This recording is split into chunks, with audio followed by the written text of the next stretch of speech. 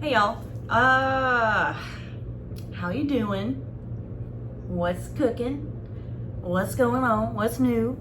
I've been asked to do an update on my health stuff, and so that's what we're going to talk about today. I do really want to finish the chakras and the crystal videos. But I figured I would start with this because those aren't as much, they aren't requested as much as this one was. So the newest update is, as of today, what is it, November 3rd.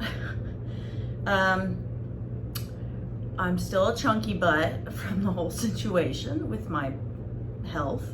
But I am walking. I'm walking again. I'm standing. I don't have to be on my hands and knees. I don't have to do all those things because I have gabapentin. And so I take 300 milligrams probably every 6 hours. And so it's mostly twice a day, sometimes 3 times. Unfortunately, my new doctor refuses to give me a third dose, and he gives me a look like, really? I'm like, it does not mess me up. It's not like I'm taking 1,200 milligrams like some people do at a time. I understand it makes people sleepy, but it does not make me sleepy anymore. It helps me function. So I don't understand why they can't prescribe 3 a day, because it's not always that I do that, but it is helpful. I'd rather have more than not enough, and that's what happened. Literally like this last week, I ran out on Thursday or Friday, and my insurance wouldn't allow them to refill my prescription until Wednesday. And so yeah, it's been really fun. Now, while I haven't had any medicine, I have still continued to take the ibuprofen. I backed off on the Tylenol because my doctor did ask me to do some blood work again. And I did that and it come back with, one, I have high cholesterol. That's new. Because I'm overweight again, and I eat a lot of butter. Well, I mean, I don't eat butter straight, but I like butter in my popcorn. I'm not horrible with it. I just eat it almost with many meals.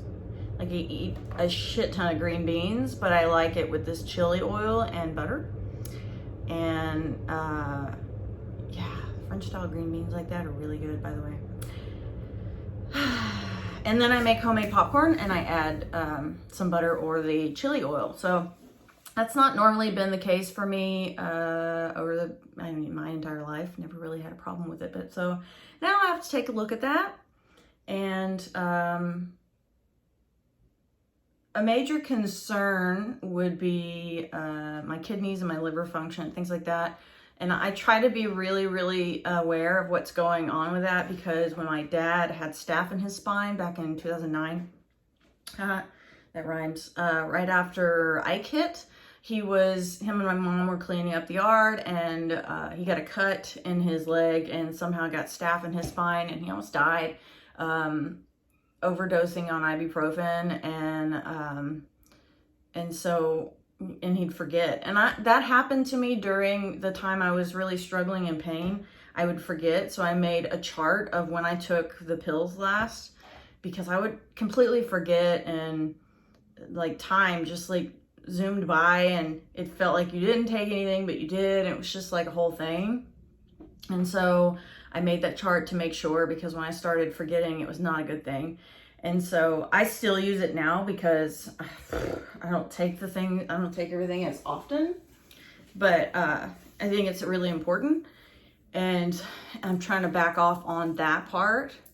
I haven't ever had any problems with kidney or liver and anything like that. But remember, if you show signs, now, I mean, I'm used to dealing with this because of Shadow. He has kidney disease, but we manage it. He doesn't have any issues. Half the time it doesn't even show that there's any issues with him right now. He's he's just got some stuff going on. And I don't even know why I took him to the vet the last time. They didn't really tell me anything. They just told me, take his heart rate. I'm like, how the fuck am I supposed to take a cat's heart? I don't know that. Anyway, that's not my expertise. I might as well become a vet at this point. I have so many fucking cats. Sorry, I have an issue with things touching my lip. So sometimes I slurp. Sorry.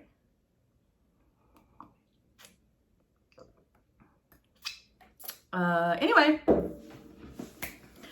so yeah, what was I saying? So I've been trying to be really careful on the medicine side because lately my bun is low, like my creatinine, the percentages of bun, whatever. Typically if it's high, you need to be concerned. And if it's low, it's like malnutrition or what the fuck ever. Basically, I just need to pay attention to what I'm doing.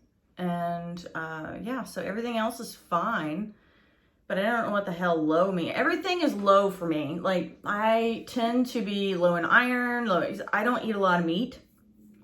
I don't eat a lot of protein. And so I used to make up for that with like protein shakes and stuff because I worked out, but I don't need the extra calories and such right now.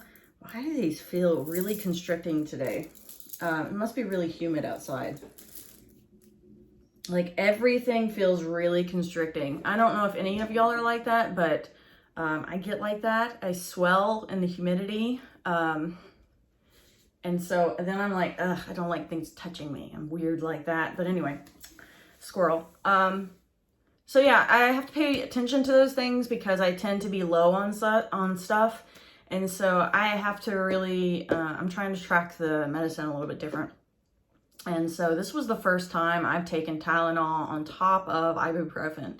So it was like 1,000 milligrams and then 300 milligrams every, well, I wasn't taking the Tylenol every 6, I was taking the Tylenol like every 10 hours or something, or maybe once a day. But anyway, point being, I am better. I'm walking. I mean, clearly you can see I have bad posture sitting here. It feels weird sitting up. I feel like I'm sticking my boobs out. Plus my back is sore because I am, I'm lazy bitch. I'm really not. I just don't work out anymore. And my back is sore because I just dyed my hair. And obviously my hair is brown, but I dyed it 3 different colors. And it was just like a lot of this.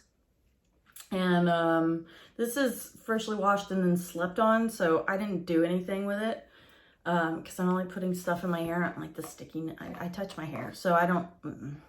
Anyway, with that said, God, what the fuck am I talking about? I'm walking. Now, when you think about retrolisthesis, it's the opposite of spondylosis. That's not what it is, but that's what I call it.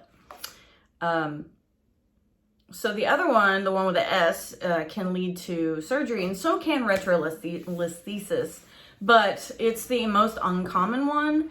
And a lot of it is really just changing how you sit, what you do. And I think a lot of what led to the retrolisthesis was me sitting in a freaking recliner that that wasn't like firm. So my back would curve the opposite of the way your spine does at the bottom. How it pushed outward, I don't fucking know. I think it has to do with my disc stuff. I will say that since this experience, I am now more hyper aware, and maybe it's because of the longer I go without working out. It's more prevalent to me, or maybe I'm more sensitive because I know when I worked out, because of how it affected my brain and endorphins and such like that. I think it also addresses pain in that way. And there's some neurological stuff going on in there that I'm not going to get into here. It's going to be in my dissertation. But basically exercise helps pain go away. And that's just how it is. And so I have, the longer I'm without exercise, I'm finding that pain, that I didn't have before comes up now. I'm trying to explain it. It's not constant, but it's like dull or whatever. So I'm now starting to feel all the way down my spine. And it's a dull feeling, which is it's really annoying. And you would think, like, at this point, I'd rather those fast stings of pain, because they go away. So they might be really high in pain, but they go away. The dull, it almost, if you sit there, I swear, if you're not busy and all you can do is you're just thinking about it, it just makes it worse and louder and louder and louder, and you can't do anything about it. And so I'm pretty sure that has to do with my discs degenerating, because they've gotten worse over time. And so I knew that would be kind of an issue, but it doesn't hurt all the time, just sometimes. And I don't know what that's about. I'm trying to track that, but I haven't figured it out. But yeah, I have been dealing with disc pain in my lower back again since this whole situation has fixed itself. And I say fixed itself because I'm walking.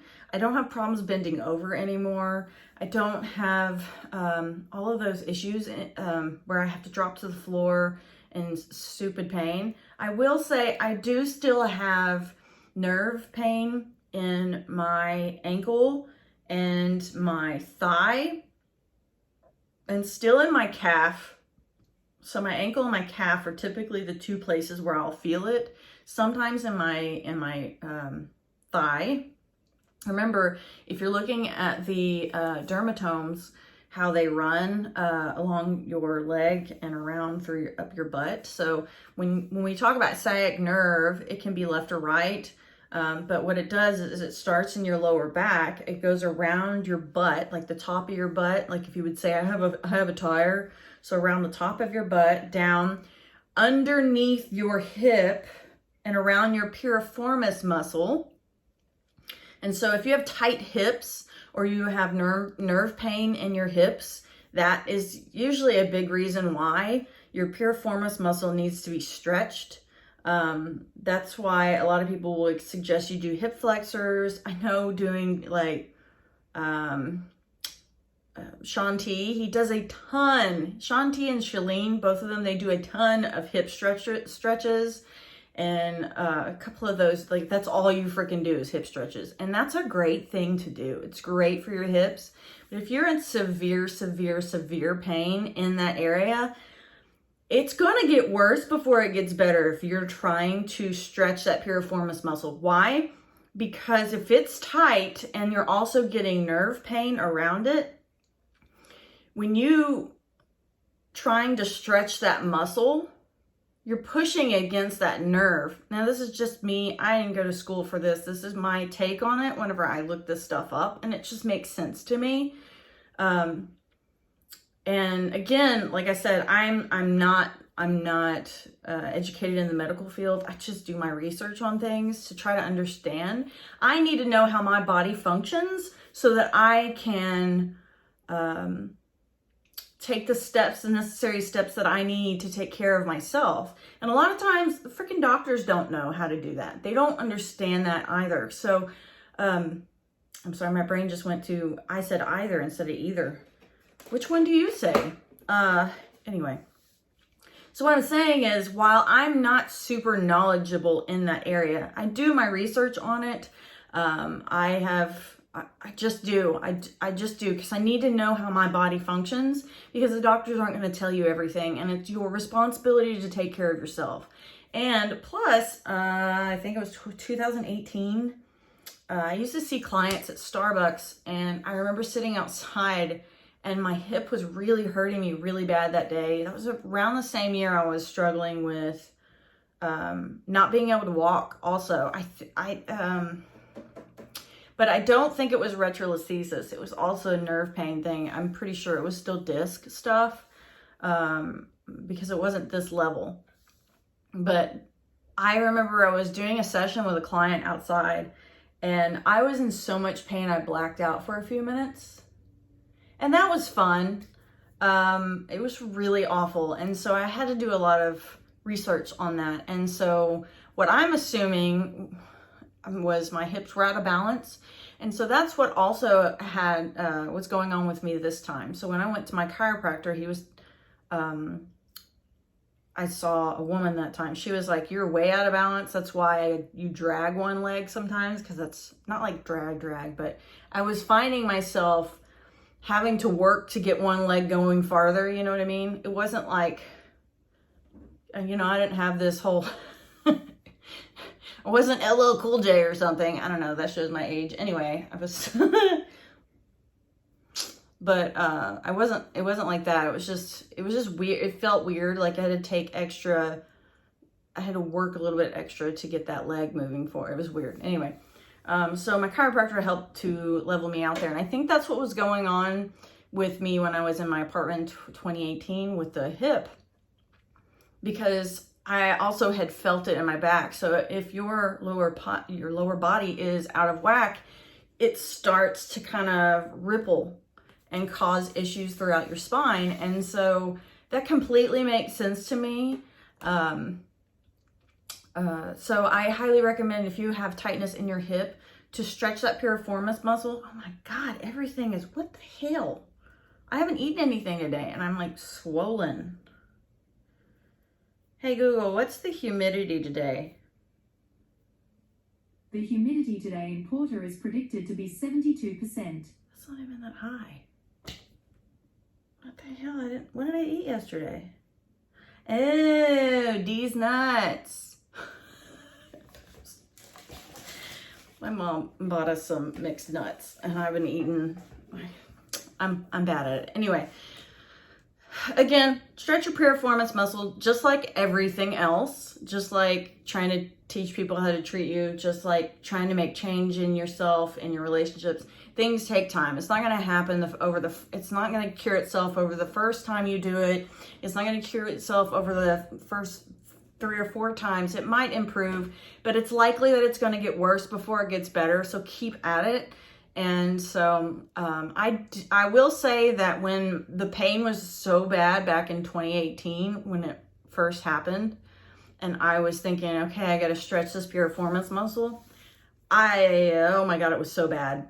I thought I was going to black out again. So if it's that bad, take it really slow, really, really, really slow.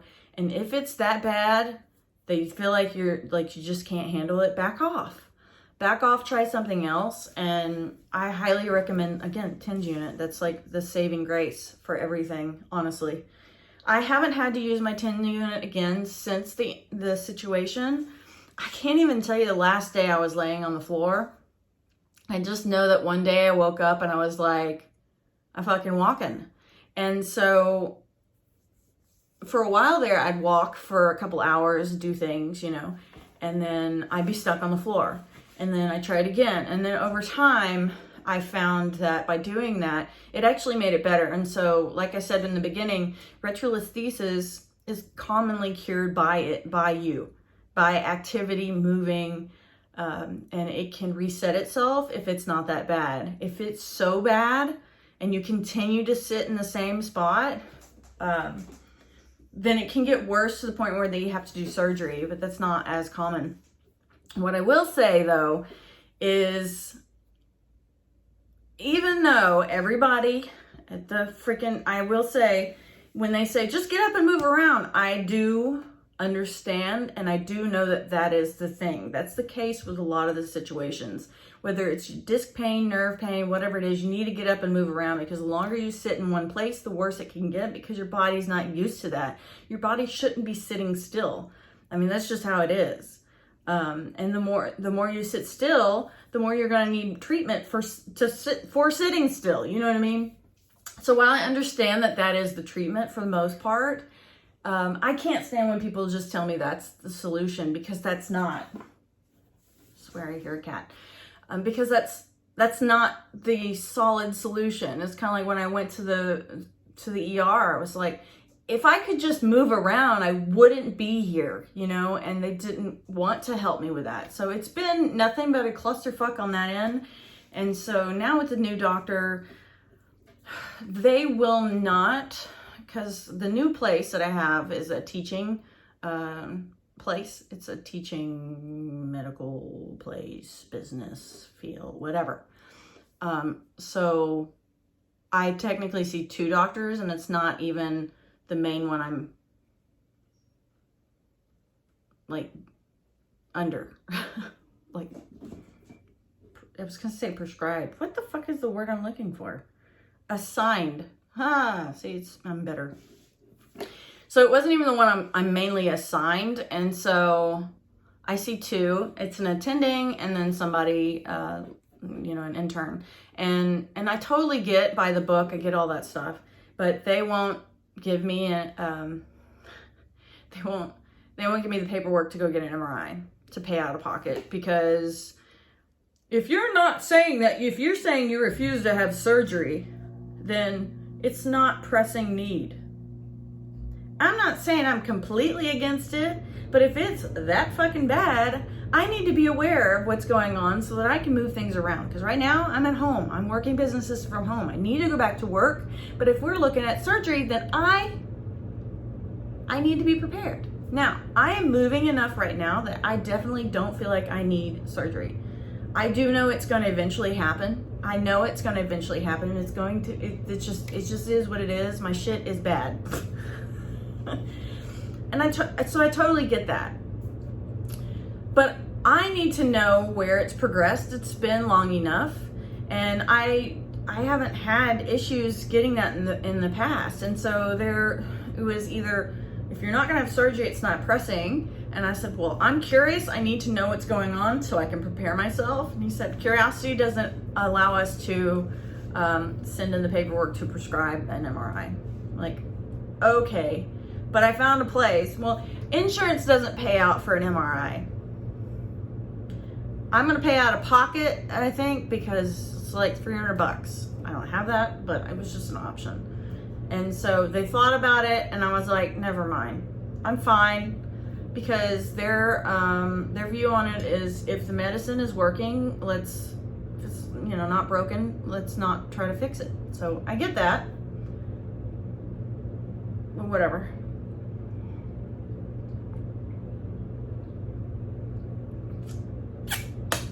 The main reason why I want to know right now, outside of being curious and wanting to know how it's progressed or gotten worse or whatever, is because I want to go back to working out. And now I could have already been doing that, but I'm just busy, and I don't make it a priority, and I need to.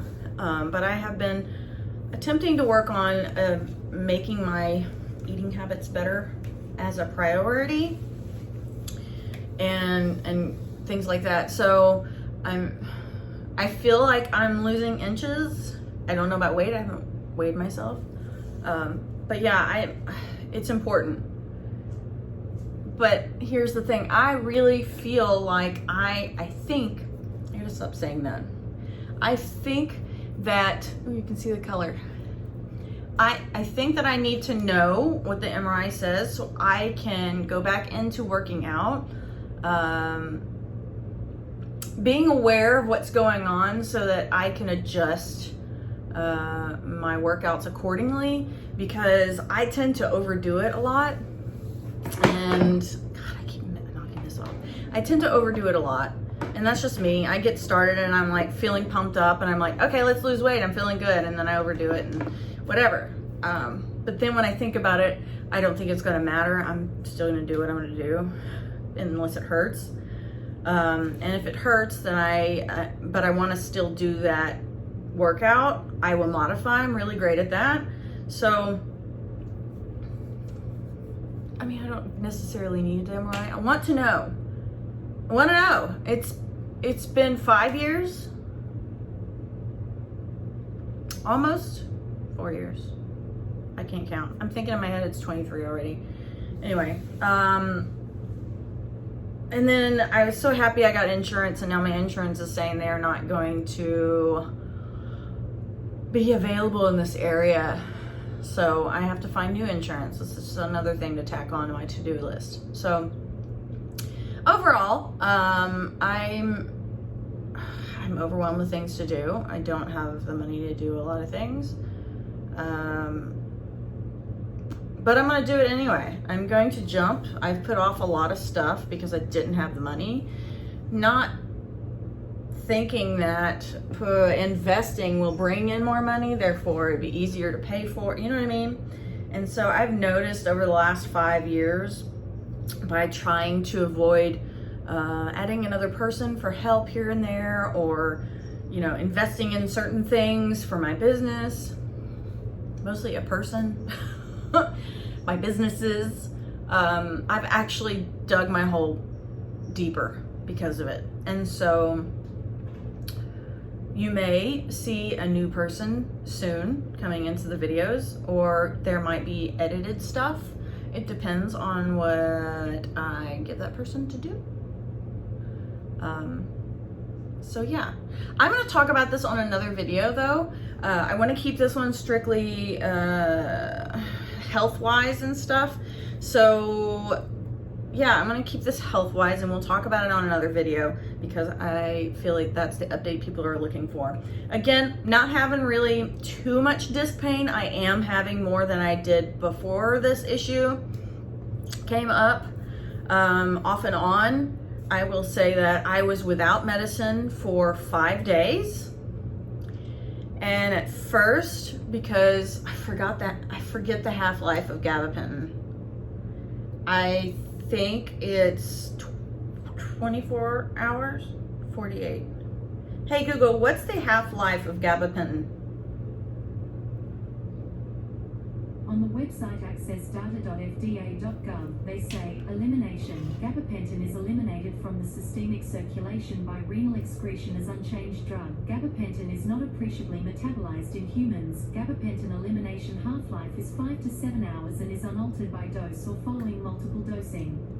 People also sometimes ask me, how long does it take for gabapentin to wear off after stopping? Do you want to hear the answer? Yes. Yes. On the website columbusrecoverycenter.com, they say, gabapentin's half-life for most people is 5 to 7 hours if they have normal kidney function. Based on this number, gabapentin stays in the body for approximately 25 to 35 hours. There's your answer. Thank you. I don't know why I thank her. Thank you, Piper. It's just who I am. Okay, so it says if you don't have really great kidney function, is 25 to 30 hours or something like that. I already forgot that. The other one was 5 hours, so mostly it stays in your system for 5 hours. But it also depends on dosing. So I'm just gonna say the first few days really weren't too bad. I did have some issues, but I'm also more active some days than others, and so the last 3 days were not great. I mean, I still move around, I still do things. It wasn't keeping me from walking, but it was definitely the last 2 days before I got any medicine were not excruciating. They weren't.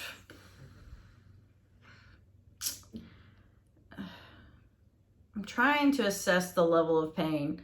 They were really not comfortable. And to some point, it just was like, oh God, you know, it was just really, really annoying. And on top of that, my disc pain was pretty bad a couple of those days. But to be fair, I was sitting for extended period of time or walking for an extended period of time, moving along around a lot, you know, and picking things up. So I would say that's an issue. And so I care for way too many fucking cats. So that's a big thing. But I could survive without it at this point. And that's what I did before all of this happened. I didn't have gabapentin. I didn't have those issues. But I will say it is something that that does come up around every 6 to 7 hours. Sometimes I can stretch it a little bit more. Sometimes I wake myself up, or it wakes me up because I'm in pain because I hadn't taken it for so long before I went to bed. And then other times I can wake up and I'm like, oh, I gotta go take something. It still takes me around an hour to 2 hours to get around though, which really fucking sucks. But I think a lot of that is business stuff, and also like waiting for the medicine to really kick in, because I don't want to make it worse before. I don't know, it's stupid.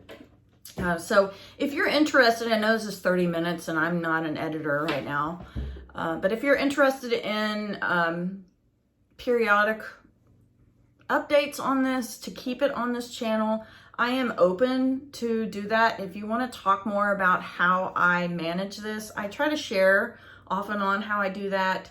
If you're curious about movements when you exercise, I can do that too. I started that on my other personal channel, but it wasn't like focused. So then it turned into, here's videos of me working out and doing certain movements, or this is a modification. It really was just a video of me working out.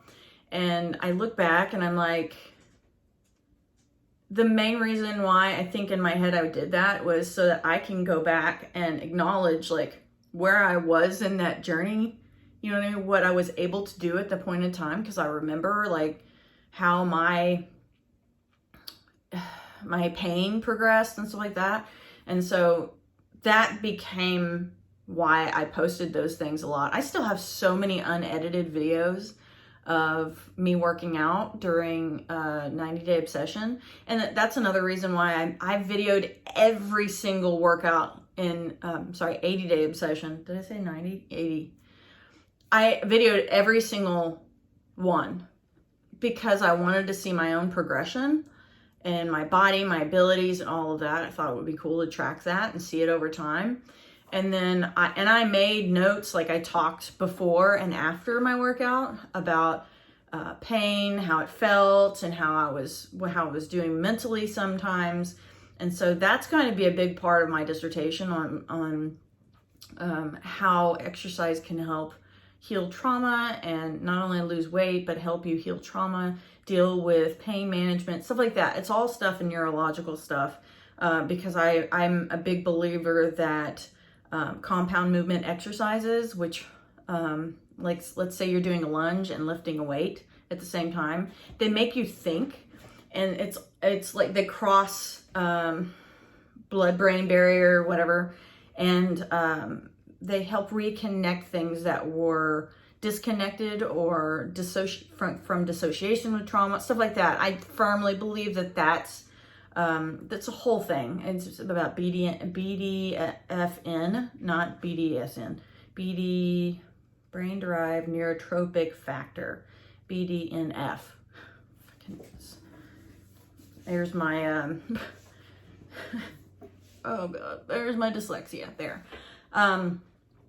Anyway, so it has a lot to do with that. Endorphins, releasing the BDNF, which improves the brain and the mind and helps us think better, think clearer, and get stronger. I'm a firm believer that strength training helps us a lot, and it's really difficult to do cardio for me when you're really depressed.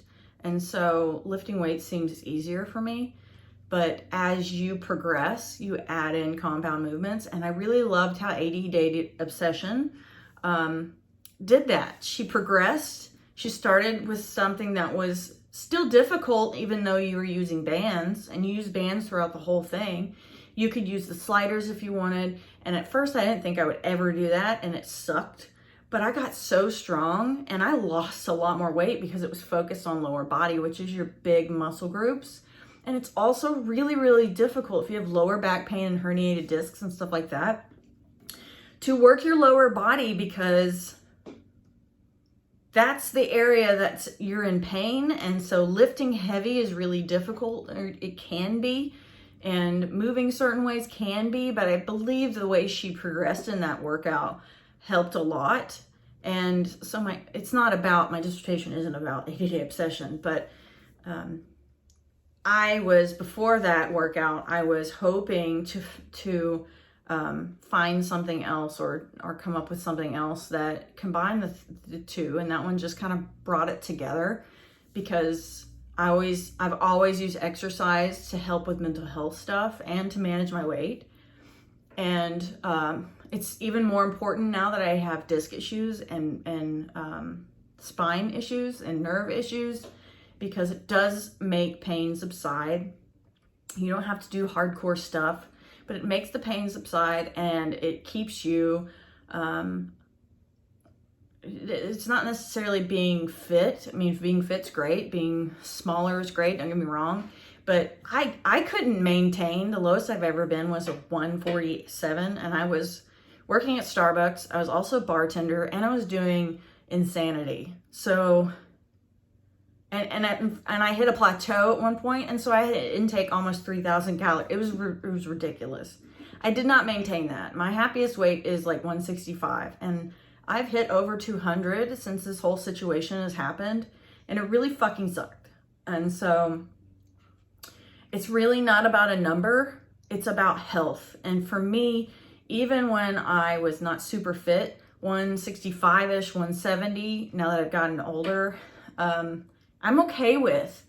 And I say that number around that because when I lifted and when I did a lot of lifting weights, I gained muscle first really fast. And most people will gain muscle first, and that's why they say, muscle bulks me up.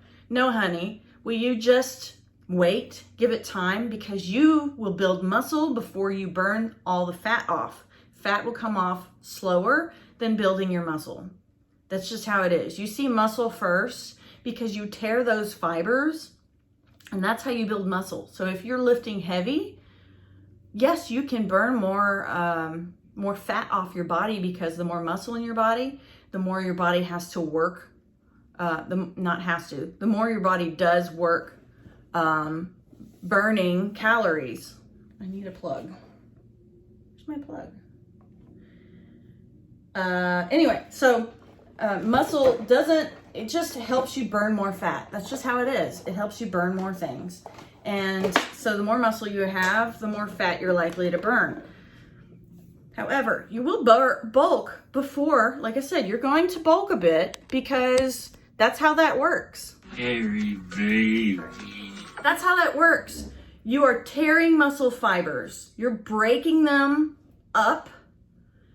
And that's why you get sore, because you've torn those muscles if you're lifting weights or if you're lifting heavy.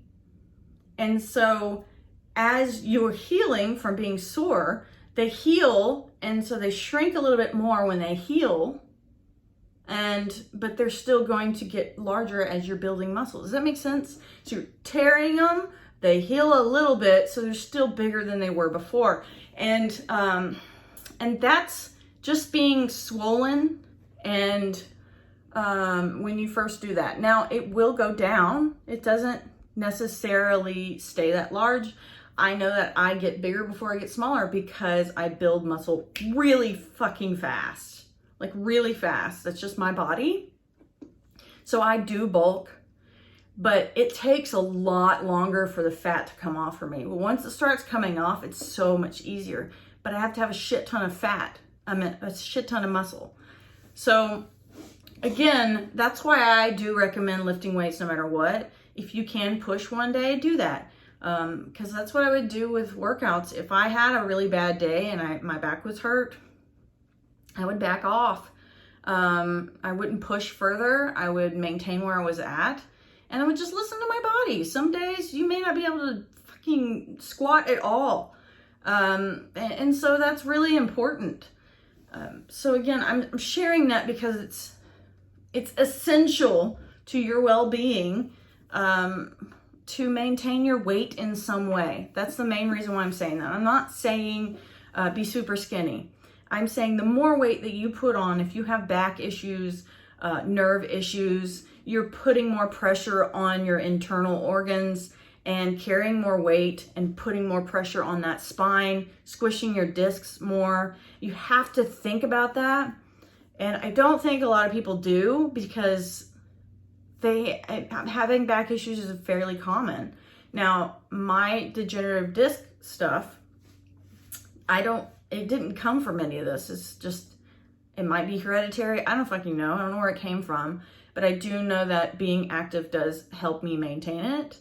And one day it's just not going to be there, but I will tell you that I will probably still be working out. I haven't been in a while, so I don't really have a lot of room to talk right now. I'm trying to maintain businesses and school, and I'm not doing that. I still haven't even started on this semester's work for my dissertation proposal, so that's where I'm at. Y'all want an update? So we're talking about it here.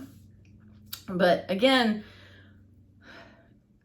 I just maintaining weight or focusing on your weight even a little bit helps. I mean, I don't know why I find myself kind of, I sit like this a little bit. And so now I have this, I know I've gained weight, but now it's like really prevalent chin thing. And I'm not used to that. I'm not used to that at all. And I went and got new clothes. I couldn't really afford it, but I got new clothes that actually fit me, so I'm not depressed all the time. And some of them are already loose on me, so that's because I'm moving again after like a month of being down, and I'm not really drinking alcohol anymore. Really shouldn't have been doing it in the first place, but I was really depressed, so that's my excuse and sticking to it. But yeah, so I would just start with, if you're stuck on the floor, if you're really struggling in this area, hip flexor movements, just, there's a lot of different, there's these two chiropractors, they're horrible actors, but they're probably better in person than trying to talk to the camera, but they're really great. I don't remember their names, but they're kind of corny and nerdy, and I love it though, because they're really great at instructions. And so they give some really awesome suggestions on helping that area.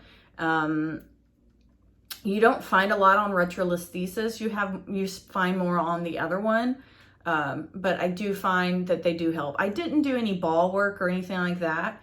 I just moved my hips on the floor, and then I just started walking around. I probably should have done more stretches, but I also didn't sit in that recliner because I have two recliners, and they're both like hand-me-downs from my dad. So the newest one we just got is more firm. And so when I do sit down in it, it does protect my back, more of an angle. The other one is more curved, and so I haven't been sitting in it, and I think that's really helped as well. So yeah, do what you can in that way. I would stick to the TENS unit if you're doing that. Like I said, be careful with the ibuprofen and the Tylenol mix. It can really mess with your kidneys. I've been really iffy on it. Using it so much, I backed off. I'm not even taking the Tylenol right now. I don't need to. And like I said, I still do have nerve pain, so it may not be completely healed, or it might just be disc pain issues, because that's possible. If my lowest discs have gotten really bad, so like the L5-S1. So it really just depends, and I don't know where they're at. So again, let me reiterate, you can improve your discs. Your herniations can go back to where they were, and the nucleus of the disc can heal, but it's more prone to break again if it's healed before. That's why you have to learn how to move, what works for you. Just listen to your body. Everybody's different. Everybody's body is different. So I can only give suggestions on what I do and see if it works for you.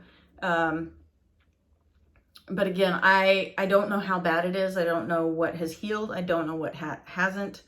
So I'm just trying to take it slow at this point. I don't know what the fuck I've been talking about for 44 minutes, but here we are.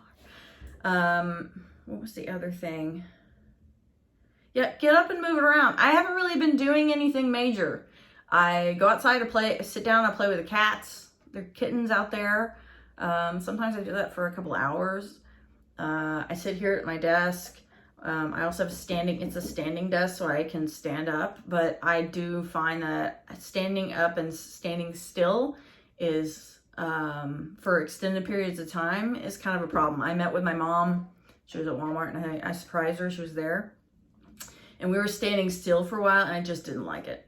She did get cortisone shots in her hips, and so she's like, you need to go. I'll pay for it. So I don't know. I don't know where I'm going to go from here. I just know that right now I can't really afford to do too much moving forward. And I couldn't see a specialist because my doctor wouldn't give a recommendation. And the specialist I called wanted a needed that. And my insurance doesn't call for a recommendation. So it's kind of stupid. But yeah, I'm doing great right now. I honestly am doing great health-wise, except for the cholesterol. It's a little high. But again, that's really not that new. The last time I did blood work in the beginning of this year, it was kind of high too. And it's funny, I had backed off eating a lot of cheese. I love cheese. But whenever I'm busy, I grab cheese. And the chili oil I really like from the store has MSG. And I am obsessed. I'm obsessed with it. So, and I know that that's bad, but I love it. It's so good. Anyway, with that said, I think I'm going to end here. This is way too long. But again, if y'all want another update in a while, a month out, or whatever it is, or let's say you're sitting around and having issues of your own and you have questions, but I haven't done an update, or you really want a recommendation, or my opinion is what I mean, like my opinion, feel free to send me a message. Feel free to find me on Instagram and send me a message. Feel free to find me on Facebook. I do not respond as quickly on Facebook because I don't like how they move stuff around over there. I don't get the messages as easily. So find me on Instagram, Mother.Natures.Medicine. It should be in my information. And hopefully I'm going to list it below as well. So at any time, if I have not done that and you have a question, drop it down here, ask me, send me a message on Instagram. That's probably your best bet because I don't even check this sometimes. And the only reason why I see you message is because it sends me an email. And so I got a lot of emails about this update. And I know it may seem a little weird that this is on Mother.Nature's.Medicine, but it really is about natural care. And yes, I do take medicine, but I am also very focused on paying attention to your body. And so moving forward, I'm going to do another video here in a minute, and we're going to talk about what I'm hoping to be doing within the next week. I haven't even done the plans yet, but it's going to include some healthier eating that will help you